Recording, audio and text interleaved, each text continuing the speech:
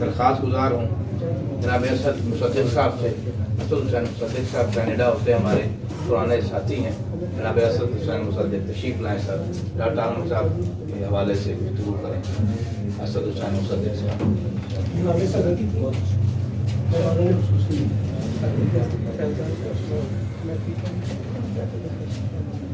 جس ڈاکٹر عالم کو میں جانتا ہوں تو میں نے دیکھا نام کے عالم تھے یہ بھی مزاح محبوب کی جان ہر بات میں بحث میں حصہ لینا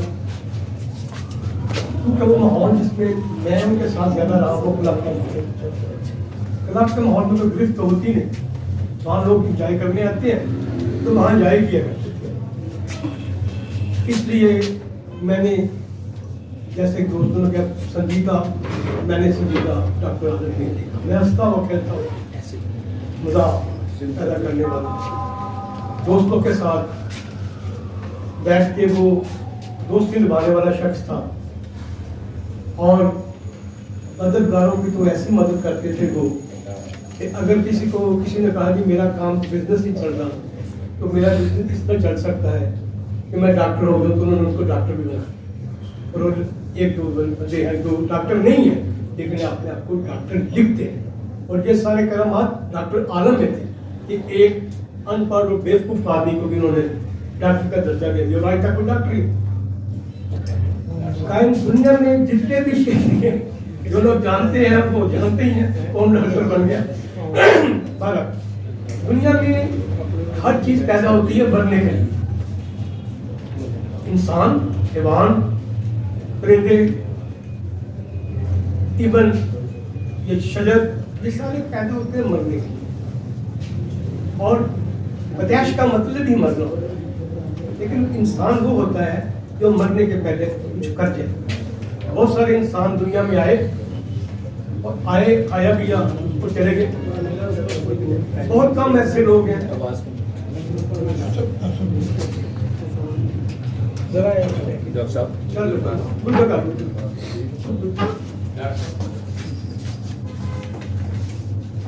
بہت کم لوگ ہوتے ہیں جو مرنے کے بعد اپنی کتابیں چھوڑ جاتے ہیں، ریفرنس چھوڑ جاتے ہیں جو ہم ریفرنس کے طور پہ استعمال کرتے ہیں. آج غالب فیض کا نام لیتے ہیں اس لیے کہ وہ ایک منبع علم تھے جو ہمیں دے کے گئے اور ان کو ہم ریفرنس کے طور پہ استعمال کرتے ہیں. ایک دو کتابیں میں نے بھی لکھی لیکن میں بھی سمجھتا ہوں کہ ریفرنس کے طور پہ استعمال کی.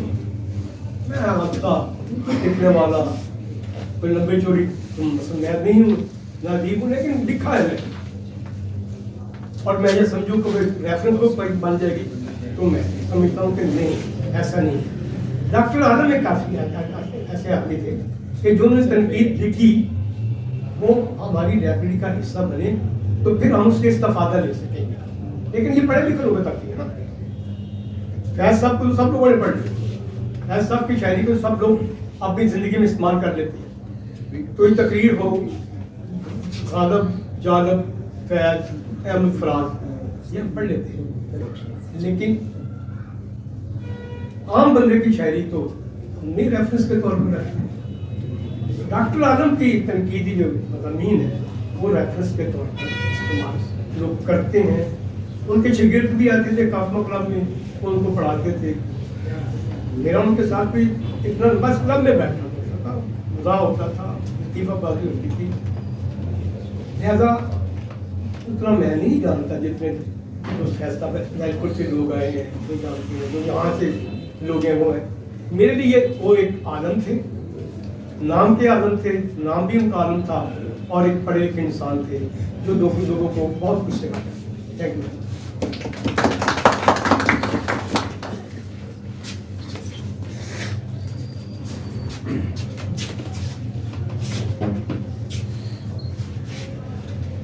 جی جناب، یہ تھے اسد حسین مصدق صاحب.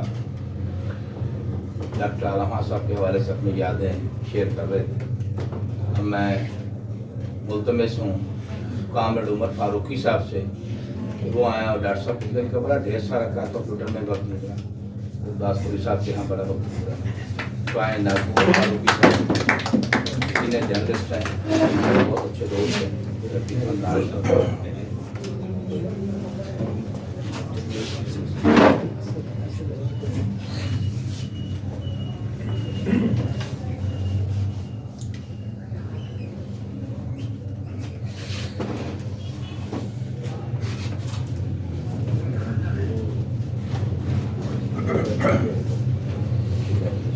डॉक्टर आलम खान साहब के बारे में उन्होंने बहुत सारे दोस्त उन्होंने इलमी फिक्री और अदबी जिन्नियां खिदमात है उन्होंने बारे में मजीद तबसरा करेंगे, तस्करा करेंगे। लेकिन मैं अपने वाले नाल उन्होंने अपने तलक के वाले नाल कुछ गल करनी चाहता। मेरा ख्याल है रिश्तेदार जिहड़े ने वो सानू पैदा होंदे ही मिल जाते हैं, उन्होंने वास्ते सानू कोई स्ट्रगल नहीं करनी। लेकिन जिहड़े असीं पैदा होने तो बाद तलक बनाने आ वो बड़े कीमती होंदे। डॉक्टर साहब नाल मेरा इस किस्म की तलक सी, लेकिन उन्होंने सब तो बड़ा तलक ये होंदा है कि ये जो तलक का सासा होंदा है ये जो चलता है विच ब्रेक आ जाती है टुट जाता है। लेकिन वो लोग बड़े खुशकिस्मत होंगे जिन्हों का दोबारा ये रिश्ता दोबारा कायम हो जाए। डॉक्टर साहब और मैं असी दोवें भी शायद उन्होंने खुशकिस्मत होकर। डॉक्टर साहब ने मेरा ताल्लुक तो 60 साल तो ਅਸੀਂ ਉਹਨਾਂ ਨੂੰ ਮੈਂ ਪਹਿਲੀ ਦਫਾ ਦੇਖਿਆ ਪ੍ਰਾਇਮਰੀ ਹਿੱਸੇ ਦੇ ਵਿੱਚ। ਉਹ ਸਕੂਲ ਦੇ ਵਾਸਤੇ ਤਕਰੀਰਾਂ ਕਰਕੇ ਇਨਾਮ ਲੈ ਕੇ ਆਉਂਦੇ ਹੁੰਦੇ ਸੀ। ਬਹੁਤ ਅੱਛੇ ਮੁਕਰਰ ਸਨ ਆਪਣੇ ਪ੍ਰਾਇਮਰੀ ਹਿੱਸੇ ਦੇ ਵਿੱਚ, ਹਰ ਮੁਕਾਬਲੇ ਤੋਂ ਇਨਾਮ ਲੈ ਕੇ ਆਉਂਦੇ ਔਰ ਮੇਰੇ ਵਾਸਤੇ ਖਾਸ ਤੌਰ ਤੇ ਬੜੇ ਕਾਬਲੇ ਹੁੰਦੇ ਸੀ। ਉਸ ਤੋਂ ਬਾਅਦ ਅਸੀਂ ਇੱਕੋ ਹਾਈ ਸਕੂਲ ਵਿੱਚ ਦਾਖਲ ਹੋਏ। ਉਹ ਮੇਰੇ ਨਾਲ 1-2 ਸਾਲ ਕੇ ਸਨ। ਉਹ ਸਕੂਲ ਦੇ ਵਿੱਚ ਵੀ ਉਹਨਾਂ ਦਾ ਇਹੋ ਹੀ ਸਰਗਰਮੀਆਂ ਸਨ ਕਿ ਉਹ ਬੜੇ ਉੱਥੇ ਦੀਆਂ ਸਕੂਲ ਦੀਆਂ ਇਲਮੀ ਅਦਬੀ ਸਰਗਰਮੀਆਂ ਬਜ਼ਮੇ ਅਦਬ ਦੀਆਂ ਇਹਦੇ ਵਿੱਚ ਉਹਨਾਂ ਦਾ ਬੜਾ ਹਿੱਸਾ ਹੁੰਦਾ ਸੀ ਔਰ ਉਹ ਬੜੇ ਅੱਛੇ ਮੁਕਰਰ ਸਨ। ਤੇ ਇਸ ਤਰੀਕੇ ਨਾਲ ਅਸੀਂ ਉਹਨਾਂ ਨਾਲ ਇਹ ਸ਼ਰਾਰਤ ਰਹੀ ਕਾਫੀ ਅਰਸਾ। ਫਿਰ ਬਾਅਦ 'ਚ ਦੋਸਤੀ ਹੋ ਗਈ, ਸਕੂਲ ਦੇ ਅੰਦਰ ਦੋਸਤੀ ਹੋ ਗਈ।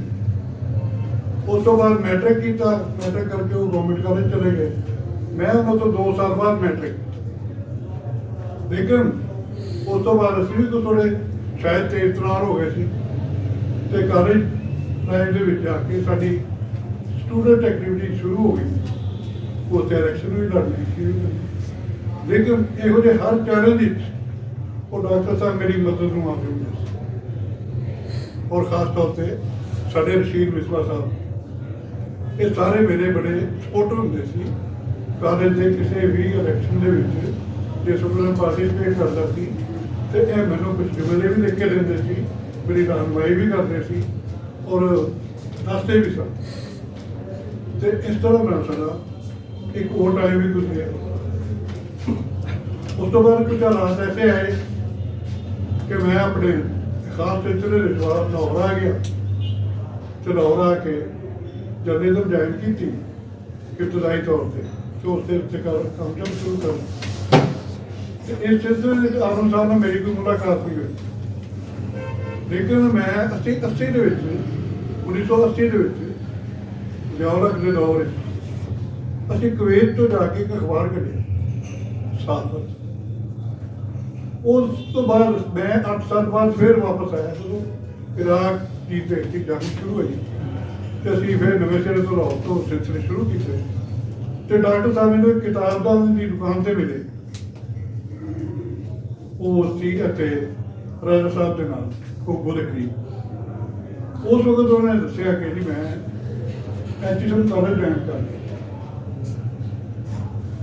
ਇਸ ਤੋਂ ਬਾਅਦ ਫਿਰ ਇੱਕ ਪਾਦ ਆਉਣ ਤੋਂ ਬਾਅਦ ਇੱਕ ਮਹਿਫਲ ਦੇ ਵਿੱਚ ਅਸੀਂ ਬੈਠੇ ਸੀ ਸਾਡੇ ਸ਼ੌਕਤ ਚੌਧਰੀ ਸਾਹਿਬ ਵੀ ਬੈਠੇ ਸਨ।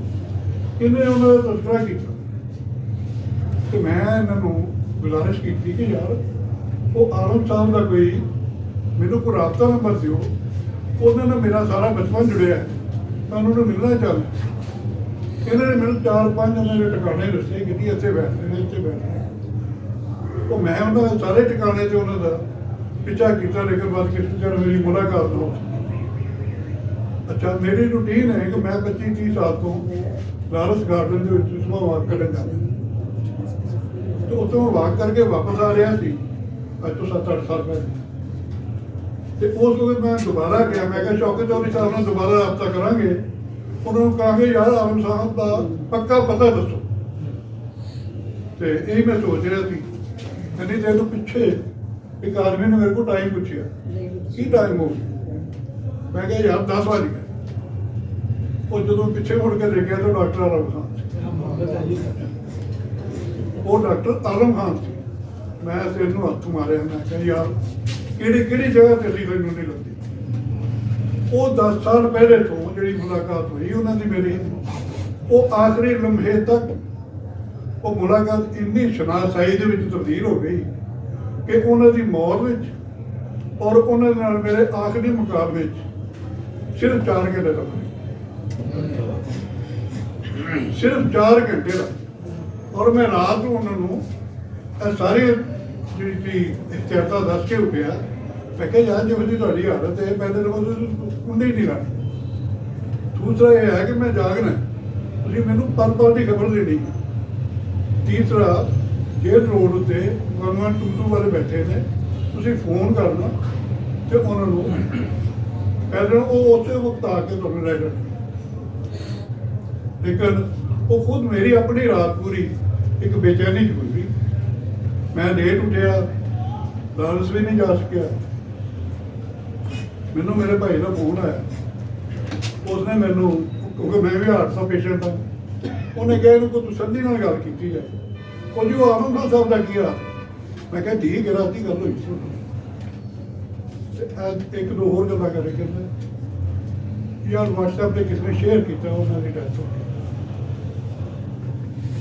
ਔਰ ਤੁਸੀਂ ਯਕੀਨ ਕਰੋ ਕਿ ਇਸ ਤਰੀਕੇ ਨਾਲ ਮਹਿਸੂਸ ਹੋਇਆ ਕਿ ਜਿਵੇਂ ਉਹਨਾਂ ਦੇ ਕੋਲੋਂ ਮੇਰੇ ਹੱਥ ਦੇ ਵਿੱਚੋਂ ਉਸ ਬੰਦੇ ਨੂੰ ਕੋਈ ਛੀਨ ਕੇ ਲੈ ਗਿਆ। ਔਰ ਮੌਤ ਦੀ ਉਹ ਫੀਲਿੰਗ ਜਿਹੜੀ ਉਸ ਸ਼ਖਸ ਨੇ ਆਖਰੀ ਟਾਈਮ ਉੱਤੇ ਮਹਿਸੂਸ ਕੀਤੀ ਹੈ, ਅੱਜ ਹਫ਼ਤੇ ਤੋਂ ਜ਼ਿਆਦਾ ਹੋ ਗਿਆ, ਮੈਂ ਅਜੇ ਤੱਕ ਉਹ ਮਹਿਸੂਸ ਕਰਦਾ ਪਿਆ।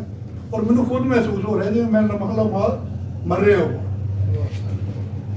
ਔਰ ਕਿਉਂਕਿ ਉਹਨਾਂ ਦੀ ਮੇਰੀ ਮਿਜ਼ਾਜ ਸ਼ਨਾਸੀ ਇੰਨੀ ਹੋ ਚੁੱਕੀ ਸੀ ਔਰ ਉਹਨਾਂ ਨਾਲ ਤਾਲੁਕ ਦੀ ਸੂਰਤ-ਏ-ਹਾਲ ਇਹ ਸੀ ਕਿ ਸੁਬਾਹ ਉੱਠ ਕੇ ਜਦੋਂ ਕੱਪ ਚਾਹ ਦਾ ਪੀ ਗਿਆ ਸੀ, ਉਸ ਵਕਤ ਤੁਹਾਨੂੰ ਫੋਨ ਕਰੀਦਾ ਸੀ, ਹਾਂਜੀ ਅੱਜ ਦਾ ਕੀ ਏਜੰਡਾ। ਔਰ ਉਸ ਤੋਂ ਬਾਅਦ ਸਾਡਾ ਦਿਨ ਦਾ ਪ੍ਰੋਗਰਾਮ ਬਣਦਾ ਸੀ। ਅਸੀਂ ਉਸ ਪ੍ਰੋਗਰਾਮ ਦੇ ਤਹਿਤ ਜਾਈਦਾ ਸੀ, ਆਈਦਾ ਸੀ। ਲੇਕਿਨ ਜ਼ਿਆਦਾ ਵਕਤ ਲਾਰੈਂਸ ਗਾਰਡਨ ਦੇ ਵਿੱਚ ਹੀ ਸਾਡਾ ਗੁਜ਼ਰਿਆ ਜਾਂ ਕਾਸਮੋਪੋਲਿਟਨ ਕਲੱਬ ਵਿੱਚ ਹੀ। ਔਰ ਅਸੀਂ ਉੱਥੇ ਆਉਣ ਤੇ ਇੰਨੇ ਆਦੀ ਹੋ ਚੁੱਕੇ ਕਿ ਅਸੀਂ ਆਪਣੇ ਆਪ ਨੂੰ ਖੁਦ ਵੀ ਲਾਰੈਂਸ ਗਾਰਡਨ ਦਾ ਕੋਈ ਦ੍ਰਿਸ਼ ਜਾਂ ਕੋਈ ਕਵਿਤਾ ਸਮਝਣਾ ਸ਼ੁਰੂ ਕਰ ਦਿੱਤਾ। ਉਹ ਸਾਡੇ ਕੋਲ 3-4 ਦਿਨ ਨਹੀਂ ਸੀ ਆਉਂਦੇ ਤੇ ਮਹਿਸੂਸ ਹੁੰਦਾ ਸੀ ਕਿ ਯਾਰ ਇਹ ਦਰਖਤਾਂ ਤੇ ਬੈਠਣ ਵਾਲੇ ਜਿਹੜੇ ਬੰਦੇ ਨੇ ਉਹਨਾਂ ਡਾਕਟਰ ਸਾਹਿਬ ਉਹ ਇਹ ਉਦਾਸ ਹੋ ਜਾਣੇ, ਕਿੱਥੇ ਗਏ ਨੇ ਉਹ ਬੰਦੇ। ਖੈਰ ਇਹ ਸੀ ਉਹਨਾਂ ਨੇ ਸਾਡੇ ਤਾਲੁਕ ਦੀ ਵਾਰਤਾ। ਤੇ ਇਸ ਤੋਂ ਇਲਾਵਾ ਡਾਕਟਰ ਸਾਹਿਬ ਆਪਣੇ ਸ਼ਖਸੀ ਹਿਸਾਬ ਵਿੱਚ ਇੰਨੇ ਅੱਛੇ ਸਨ ਕਿ ਜਿਹੜਾ ਆਦਮੀ ਸਿਰਫ ਉਹਨਾਂ ਦੇ ਕੋਲ ਇੱਕ ਦਫਾ ਬੈਠਾ, ਉਹਨਾਂ ਦੇ ਹਲਕਾ ਹਵਾ ਵਿੱਚ ਸ਼ਾਮਲ ਹੋ ਗਿਆ। ਔਰ ਗੁਜ਼ਸ਼ਤਾ 4-5 ਦਿਨ ਮੁਸਲਸਲ ਸਾਡੇ ਲਾਰੈਂਸ ਗਾਰਡਨ ਦੇ ਵਿੱਚ ਬੜੇ ਇਜਤਮਾ ਹੋਏ ਨੇ ਉਹਨਾਂ ਦੀ ਤਾਜ਼ੀਅਤ ਵਾਸਤੇ, ਸਿਰਫ ਉਹਨਾਂ ਦੀ ਤਾਜ਼ੀਅਤ ਵਾਸਤੇ। ਤੇ ਉਹ ਸਾਰੇ ਲੋਕ ਹਰ ਇੱਕ ਦਿਨ ਉਹਨਾਂ ਦਾ ਦੁੱਖ ਇਸੇ ਤਰੀਕੇ ਨਾਲ ਮਹਿਸੂਸ ਕੀਤਾ ਜਿਵੇਂ ਬਿਲਕੁਲ ਉਹਨਾਂ ਦੇ ਕਰੀਬ ਹੁੰਦਾ ਹੈ। ਔਰ ਉਹ ਅਸੀਂ ਉਹਨਾਂ ਨਾਲ ਮੇਰਾ ਜਿਹੜਾ ਤਾਲੁਕ ਸੀ ਉਹਦੇ ਵਾਸਤੇ ਵੀ ਇਹੀ ਖੁਸ਼ੀ ਹੋਈ ਕਿ ਸ਼ਹਿਰ ਵਿੱਚ ਬਹੁਤ ਸਾਰੇ ਲੋਕ ਨੇ ਮੇਰੇ ਨਾਲ ਤਾਜ਼ੀਅਤ, ਬਲਕਿ ਉਹਨਾਂ ਦੇ ਬੱਚੇ ਦਾ ਫੋਨ ਆਇਆ ਉਹਨੇ ਮੇਰੇ ਨਾਲ ਤਾਜ਼ੀਅਤ। ਮੈਂ ਪਹਿਲਾ ਫੋਨ ਉਹਨਾਂ ਦੀ ਮੌਤ ਦਾ ਆਬਦ ਸਾਹਿਬ ਨਾਲ ਗੱਲ ਹੋਈ ਤੇ ਆਬਦ ਸਾਹਿਬ ਨੇ ਗੱਲ ਸੁਣ ਕੇ ਤੇ ਮੈਨੂੰ ਕਹਿੰਦੇ ਹੁਣ ਕੀ ਕਰਨਾ। ਮੈਂ ਕਿਹਾ ਯਾਰ ਆਮ ਤੌਰ ਤੇ ਰਵਾਇਤ ਇਹ ਹੈਗੀ ਆ ਕਿ ਮਰਨ ਵਾਲੇ ਦੇ ਵਾਸਤੇ ਤਜ਼ੀਅਤ ਵਾਸਤੇ ਉਹਦੇ ਵਾਰਸਾਂ ਦੇ ਕੋਲ ਹੀ ਚਾਹੀਦਾ ਤੇ ਉਸ ਬੰਦੇ ਦੇ ਇਸ ਸ਼ਹਿਰ ਦੇ ਵਾਰਸ ਹੀ ਕੋਈ ਨਹੀਂ। ਅਸੀਂ ਉਹਦੇ ਸਾਰੇ ਵਾਰਸ ਹੈਗੇ ਆ।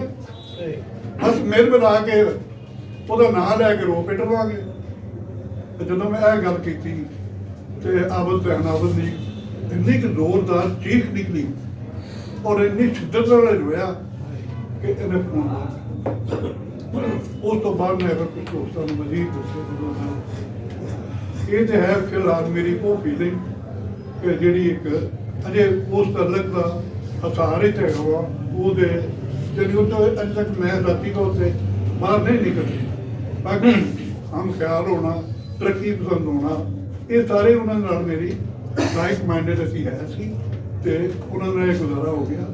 ਔਰ ਅਸੀਂ ਅਕਸਰ ਕਿਹਾ ਕਰਦੇ ਸੀ ਕਿ ਯਾਰ ਆਲੋਕਾ ਸਾਹਿਬ ਤੁਸੀਂ ਔਰ ਮੈਂ ਸਾਨੂੰ ਅਗਰ ਪੈਦਲ ਕਰਾਚੀ ਜਾਣਾ ਪਏ ਨਾ ਤੇ ਸਾਨੂੰ ਸਫ਼ਰ ਮਹਿਸੂਸ ਨਹੀਂ ਤੇ ਐਸਾ ਹੈ ਉਹਨਾਂ ਨਾਲ ਰਾਜਾ ਦਾ ਨੂੰ ਗਰੀ ਕੇ ਰਹਿਮਤ ਕਰੀ।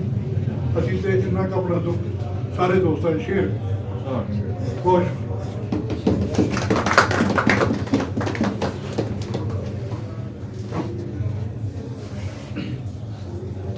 बहुत शुक्रिया कामर उमर फारूकी साहब डॉक्टर